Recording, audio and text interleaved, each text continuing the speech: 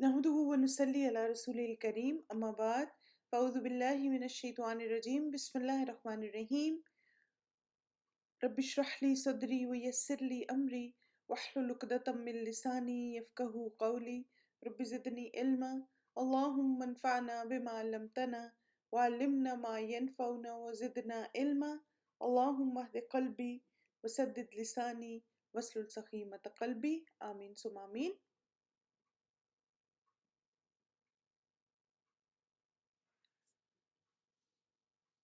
आप देखें कि अगर आपने कुछ भी लिखना हो ना तो आप जैसे फिर कपड़े की आड़ रख लें. मेनली जो आपने एहतियात करनी है वो ये है कि अरबी पे आपका हाथ ना लगे.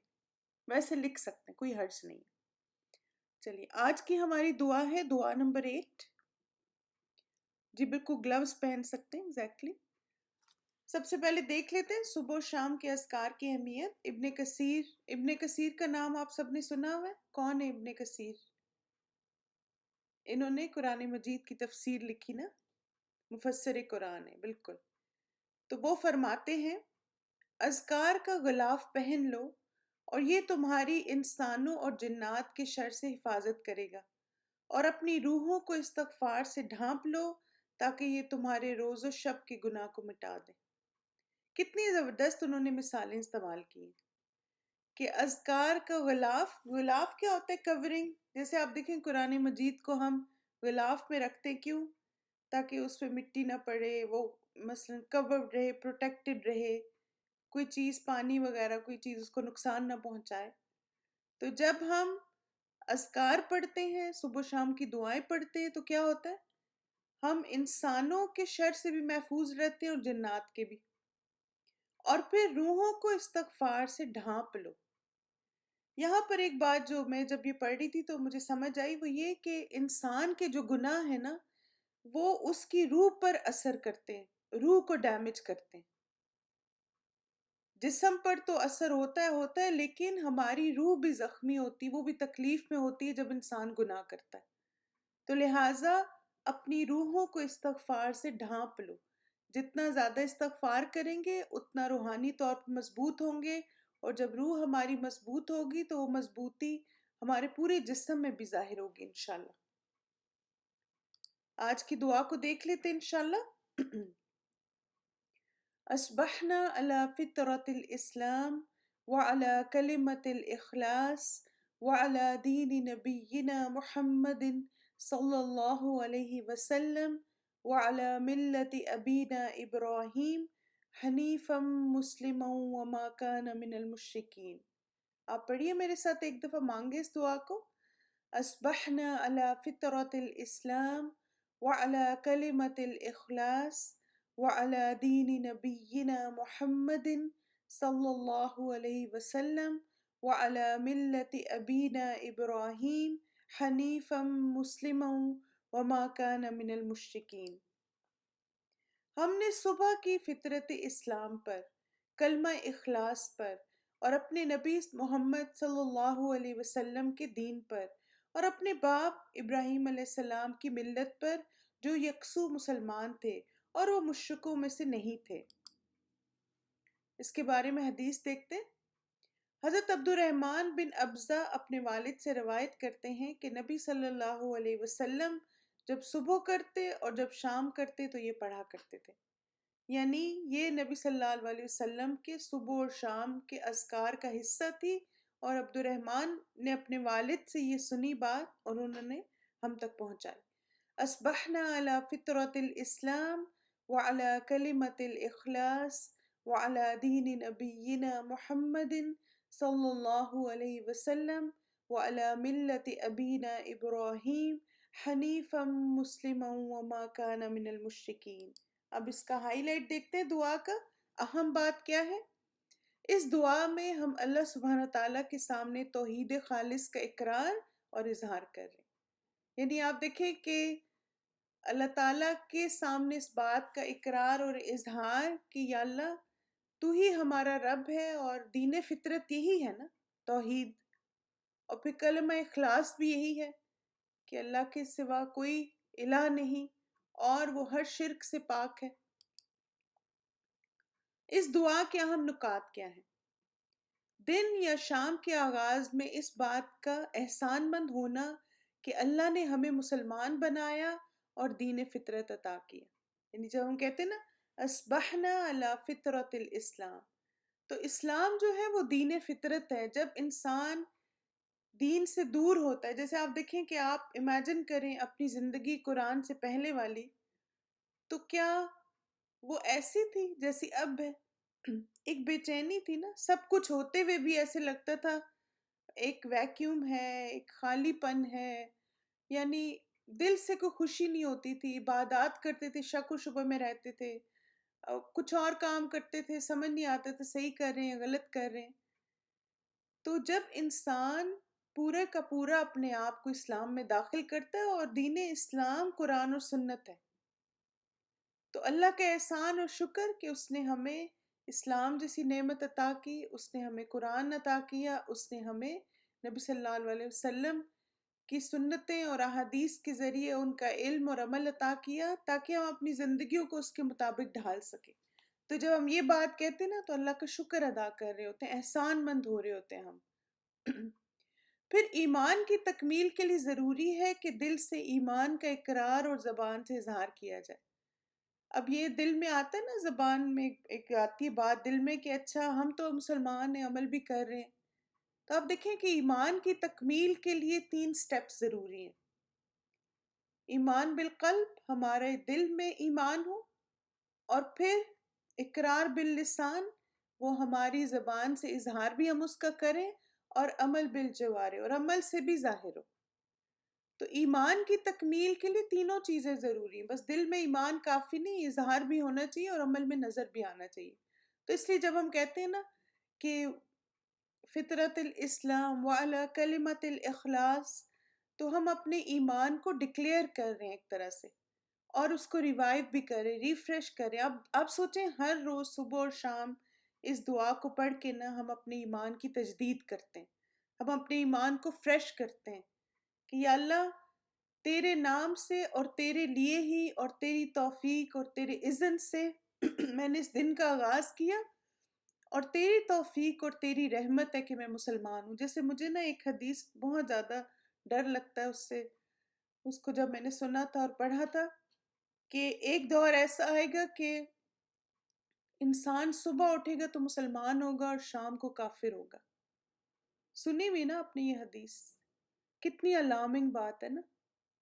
اب یہ جو دعا ہے نا، یہ اصل میں شکر گزاری ہے کہ یا اللہ صبح بھی ہم نے کی تو ہم مسلمان ہیں، اور تیرے نام کے ساتھ ہی ہم جی رہے ہیں، تیرے نام کے ساتھ مر رہے ہیں، اور شام ہم نے کی تو بھی ہم مسلمان ہیں. تو صبح اور شام اس چیز کا اقرار کرنا انسان کے اندر توحید خالص کو اور مضبوط کرے گی. پھر آپ دیکھیں کلمت الاخلاص کیا مطلب ہے، کہ ہم توحید خالص پر کاربند ہیں. توحید خالص کیا ہے؟ کہ اللہ ایک ہے، لا الہ الا اللہ، اور ہمارا ہر عمل ہمارے رب کے لیے، اور اس کے لیے خالص ہے، لوجہ اللہ. جیسے ہم بار بار اپنے آپ کو کہتے ہیں نا کہ میرا ہر عمل اللہ کے لیے خالص ہے. پھر اس کے بعد آپ دیکھیں کہ وَعَلَى دِينِ نَبِيِّنَا، نبی صلی اللہ علیہ وسلم کے طریقے پر، اس پر بھی ہم اللہ کا شکر ادا کر کہ یا اللہ تیرا شکر ہے کہ ہم نے صبح اس حال میں کی کہ ہم نبی صلی اللہ علیہ وسلم کے دین پر ہیں. اللہ کا کتنا احسان اور شکر ہے کہ اس نے ہمیں اتنے پیارے نبی عطا فرمائے جنہوں نے ہمیں زندگی گزارنے کا طریقہ سکھایا، جنہوں نے ہمیں بتایا کہ زندگی کے مختلف معاملات کو کیسے ہینڈل کرنا ہے، ایک فیملی ممبر کیسا ہوتا ہے، ایک بزنس مین کیسا ہوتا ہے، ایک گھر میں انسان رہتا ہے تو کیسا ہوتا ہے، ایک عبادت گزار کیسا ہوتا ہے، ایک دین کا داعی کیسا ہوتا ہے. تو آپ سوچیں کہ ہر چیز کے لیے ایک رول ماڈل نبی صلی اللہ علیہ وسلم نے ہم سب کے لیے چھوڑا.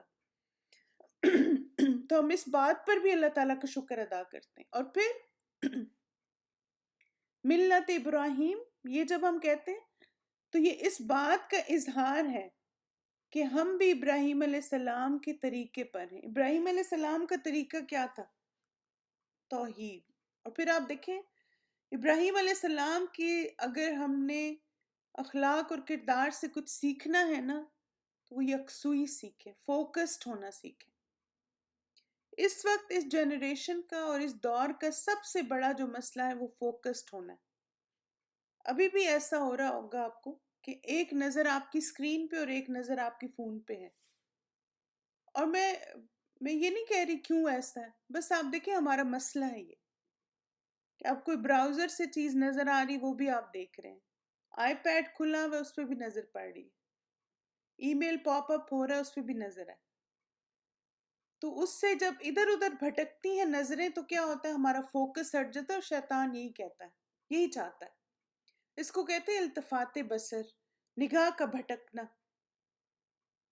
تو اس لیے کچھ ایسے سٹیپس اٹھائیں کہ آپ کی نگاہیں نہ بھٹکیں، آپ فوکسڈ ہو کے سیکھ سکیں، کیونکہ آپ دیکھیں نا پورا دن پڑا ہوا ہے، آپ فون بھی سن لینا، فون دیکھ بھی لینا، جواب بھی ان کے دے دینا، لیکن جو کلاس کا ٹائم ہے وہ کلاس کا ٹائم ہونا چاہیے، جو سیکھنے کا ٹائم ہے وہ سیکھنے کا ہونا چاہیے۔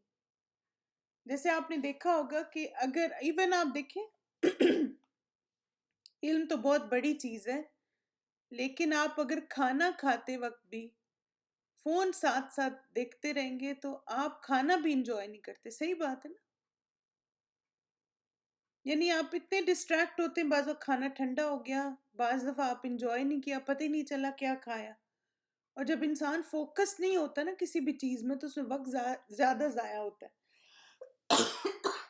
سوری۔ تو ہم چھوٹے سے چھوٹا کام بھی نہیں صحیح کر سکتے اگر ہم فوکس نہیں ہیں۔ تو ابراہیم علیہ السلام بہت فوکسڈ مسلمان تھے، اور ان کا فوکس کیا تھا؟ اللہ تعالیٰ کی رضا اور اللہ کی ذات اور اللہ تعالیٰ کے لیے قبولیت والے اعمال کرنا۔ بالکل، ہم اتنا کچھ کھاتے ہیں اور اپریشیٹ نہیں کرتے کیونکہ ہمارا فوکس ہی نہیں ہوتا نا، ہمارا دماغ 10 چیزوں میں ہوتا ہے۔ اور آپ یہ ٹرائی کر کے دیکھیں، ایک دن فون چھوڑ آئیں کہیں اور پھر کھانا کھائیں، آپ یقین کریں 10 منٹ میں آپ کھانا کھا لیں گے، فون بھی پاس ہے، کھانا بھی سامنے ہے، آدھا پونا گھنٹہ بیٹھ کے بس وہی کھانا ہی چلتا رہتا ہے، کیونکہ کبھی ادھر کبھی ادھر، کبھی کھانا ٹھنڈا ہو گیا، کبھی کچھ اور چیز چاہیے، کبھی اس کی تصویر بھی لے کے ہمیں بھیجنی کسی کو کہ میں یہ کھا رہی ہوں۔ تو آپ سوچیں کتنی ڈسٹریکشن ہے ہماری زندگی میں۔ تو جب آپ یہ دعا مانگے نا تو پھر اپنے آپ کو یاد کروایا کریں کہ یا اللہ مجھے بھی ابراہیم علیہ السلام کی طرح فوکسڈ مسلمان بنا دے، ان کا جو طریقہ ہے میں اس کو صحیح معنوں میں فالو کروں۔ بالکل بی فوکسڈ، اور آپ ٹرائی کریں، آپ دیکھیں کوئی بھی چیز نہ زندگی میں مشکل نہیں ہوتی، بس ہمیں صرف کوشش کرنی ہے۔ پھر یہ دعا عقیدہ توحید کی یاد دہانی اور اس کی مضبوطی کے لیے مانگنا ضروری ہے۔ یعنی انسان جب اس دعا کو روزانہ صبح خلوص دل سے مانگے گا تو انشاءاللہ اس کے اندر ایک مکمل اسلامک لائف سٹائل ڈیولپ ہوگا، کیونکہ آپ دیکھیں اس دعا میں نا ساری باتوں کو کور کر لیا گیا۔ توحید کی بات ہے، نبی صلی اللہ علیہ وسلم کی پیروی کی بات ہے، ابراہیم علیہ السلام کی پیروی کی بات ہے، اور ایمان کی تجدید ہے، خلوص نیت ہے، یعنی اتنی کمپریہنسو اور کمپلیٹ دعا۔ پھر اسبحنا کا جو لفظ ہے نا، صبح کی ہم نے، تو ہر نئی صبح نئی امید لے کر آتی ہے کہ دن یا شام کا آغاز نئے جذبے سے کریں۔ آپ دیکھیں بعض اوقات ہم سب کے ساتھ ایسا ہوتا ہے، میں یہ نہیں کہہ رہی کچھ کے ساتھ ہوتا ہے، سب کے ساتھ ہوتا ہے۔ بعض اوقات ہماری مارننگ بہت ہی سلو اور بہت ہی عجیب سی ہوتا ہے نا آپ کے ساتھ ایسا، آپ کو لگتا ہے کوئی کام نہیں آج صحیح کیا، کوئی بات نہیں، اللہ تعالیٰ نے شام دی ہمیں۔ تو آپ دیکھیں کہ اگر صبح کے وقت عبادت نہیں کر سکے کسی وجہ سے، قرآن نہیں پڑھ سکے، دعائیں نہیں پڑھ سکے، تو آپ کیا سوچیں کہ اللہ تعالیٰ نے مجھے شام کا وقت دیا، شام کے وقت انشاءاللہ میں قرآن بھی اپنا آج پڑھ لوں گی، دعائیں بھی پڑھ لوں گی، اذکار بھی کر لوں گی۔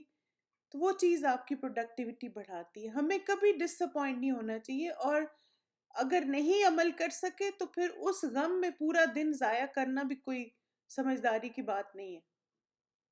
آپ سوچیں صبح نہیں کر سکے، شام کا وقت اللہ نے دیا، شام کو نہیں کر سکے، اللہ نے صبح کا وقت دیا۔ تو آپ سوچیں کتنا خوبصورت ہمارا دین ہے، یعنی دو اوقات ہیں جو کہ انسان ان میں اگر دونوں کو پروڈکٹیو بنا لے تو بہت ہی اچھا ہے. لیکن اگر ایک کسی وجہ سے نہیں پروڈکٹیو ہوا تو دوسرے کا چانس ہوتا ہے. آج ہو سکتا ہے آپ فجر میں تھوڑا بس اتنا ہی ٹائم تھا کہ خالی نماز پڑھی اور دعائیں پڑھی، کچھ اور ایکسٹرا نہیں کر سکے، کوئی بات نہیں، شام کا وقت آئے گا نا، عصر کے بعد بیٹھ سے ساری ریکوری کر لیں. تو کبھی بھی آپ ڈس اپوائنٹ نہیں ہونا. ہر نئی صبح اور ہر نئی شام ہمارے لیے اور اپرچونٹیز لے کر آتی ہیں کہ جو اچھا نہیں کر سکے وہ اب کر لیں. چلیں اس دعا کو دیکھتے ہیں آپ ترجمے کے ساتھ. اصبحنا علی فطرت الاسلام، ہم نے صبح کی فطرت اسلام پر، وعلی کلمت الاخلاص اور کلمہ اخلاص پر. اور کلمہ اخلاص جو ہے نا، آپ سورہ اخلاص کو بھی ذہن میں رکھ سکتے ہیں اس میں، کہ اخلاص کیا ہے، کہ اللہ ایک ہے، اس کا کوئی شریک نہیں اور وہ بے نیاز ہے، اس کو میری عبادت کی ضرورت نہیں اور عبادت کر کے مجھے ہی فائدہ ہے. تو کلمت الاخلاص اصل میں سارے وہ اعمال ہیں جو ہم اللہ تعالیٰ کے لیے خالص کرتے ہیں، اور پھر یہ اصل میں لا الہ الا اللہ کی طرف اشارہ ہے. وَعَلَى دِينِ نَبِيِّنَا مُحَمَّدٍ صلی اللہ علیہ وسلم، اور اپنے نبی صلی اللہ علیہ وسلم کے دین پر. یعنی اللہ کا شکر ہے کہ ہمارے پاس ایک لائف سٹائل ہے جس کے مطابق ہمیں اپنی زندگی گزارنی ہے. اور پھر وَعَلَى مِلَّةِ أَبِينَا إِبْرَاهِيمَ حَنِيفًا مُسْلِمًا، اور اپنے باپ ابراہیم علیہ السلام کی ملت پر جو یکسو مسلمان تھے. اس دعا میں یہ مجھے ورڈ بھی بڑا انٹرسٹنگ لگا، ابینا، یعنی ہمارے باپ ہیں وہ. آپ دیکھیں کہتے ہیں نا باپ دادا کی پیروی. تو اگر واقعی جیسے کل استاذہ نے بھی یہ بات کی تھی کہ آباء و اجداد کی پیروی میں لوگ یہ نہیں دیکھتے کہ صحیح ہے یا غلط ہے، وہ بس دیکھتے ہیں کہ اچھا ہمارے باپ دادا ایسے کرتے وہ کرنا شروع ہو جاتے ہیں. لیکن یہاں پر ہمارے باپ ابراہیم علیہ السلام ہے، یعنی اگر واقعی پیروی کرنی ہے کسی باپ دادا کی تو ابراہیم علیہ السلام کی کریں. اور پھر ابراہیم علیہ السلام کی جو کوالٹی یہاں پہ 3 چیزیں بتائی گئی، حنیفاً یکسو تھے، مسلماً سبمسو تھے، اور وما کان من المشرکین مشرک نہیں تھے. تو یہ 3 کوالٹیز آپ سوچیں کہ میں اس دعا کو جب کل دیکھ رہی تھی تو میں سوچی تھی کہ سبحان اللہ اتنے پرفیکٹ الفاظ کا سلیکشن ہے دعا میں، اور جب انسان اس کو سوچ کے سمجھ کے مانگتا ہے تو یہ ساری چیزیں اس کے اندر مضبوط ہوتی ہیں. جیسے آپ دیکھیں نا، کلمت الاخلاص کہہ کے دین کو مکمل کیا گیا، دین نبینا کہہ کے لائف سٹائل کو مکمل کیا گیا. پھر ابراہیم علیہ السلام کی زندگی سے حنیفاً مسلماً وما کان من المشرکین کہہ کر ہمیں کوالٹیز جو اپنے اندر مضبوط کرنی ان کے بارے میں بتا دیا گیا. یعنی ایسے لگتا ہے کہ پورا لائف سٹائل نا اس دعا میں جمع کر دیا گیا ہے کہ ایک مسلمان کی صبح کیسی ہوتی اور اس کی شام کیسی ہوتی. بالکل. پھر اس دعا کو آپ شام کو جب پڑھیں گے تو صرف آپ نے شروع میں چینج کرنا امسینا، باقی ساری دعا اسی طرح رہے گی. امسینا، ہم نے شام کی، اللہ فطرت الاسلام، فطرت اسلام پر، وعلی کلمت الاخلاص اور کلمہ اخلاص پر، وعلی دین نبینا محمد صلی اللہ علیہ وسلم اور اپنے نبی محمد صلی اللہ علیہ وسلم کے دین پر، وعلی ملت ابینا ابراہیم اور اپنے باپ ابراہیم علیہ السلام کی ملت پر، حنیفا مسلمن جو یکسو مسلمان تھے، وما کان من المشرکین اور مشرکین میں سے نہیں تھے. الحمدللہ ہماری آج کی دعا مکمل ہوگی. مائی ڈے ود دعا، میرا دن دعا کے ساتھ. تو اب انشاءاللہ ہم کوشش کریں گے آج شام کو اس دعا کو پڑھیں تو پورے دل اور دھیان کے ساتھ، اور اب سے جب آپ اس دعا کو مانگیں گے تو آپ نے ساری باتوں کو ذہن میں رکھنا ہے. ٹھیک ہے؟ جزاکم اللہ خیرن کثیرہ، بارک اللہ فیکم، سبحانک اللہم و بحمدک، اشہد ان لا الہ الا انت، استغفرک و اتوب الیک. السلام علیکم ورحمۃ اللہ وبرکاتہ.